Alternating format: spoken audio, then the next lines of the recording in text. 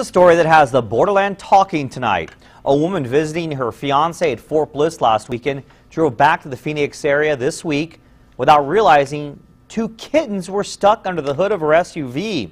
The trip was 6 hours, and amazingly, both cats survived. ABC 7's Darren Hunt picks up the story. It is not uncommon, Darren. It really isn't, because in these cold, frigid mornings and evenings that we've been having, the cats are drawn to the warmth of those engines, and they don't see it as a hazard.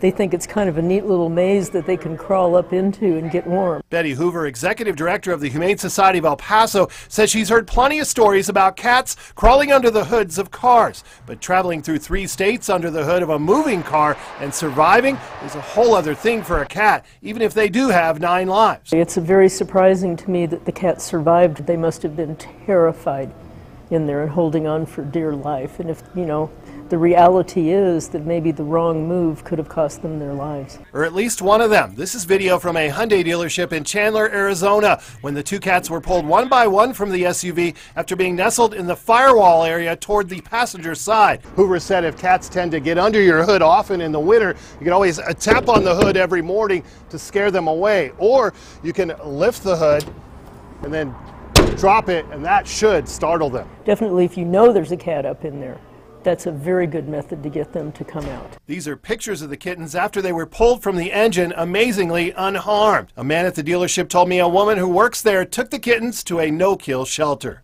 Darren Hunt, ABC 7. This story does have a happy ending. A man at the dealership told us the kittens have been adopted. Their new names, Hitch and Hike.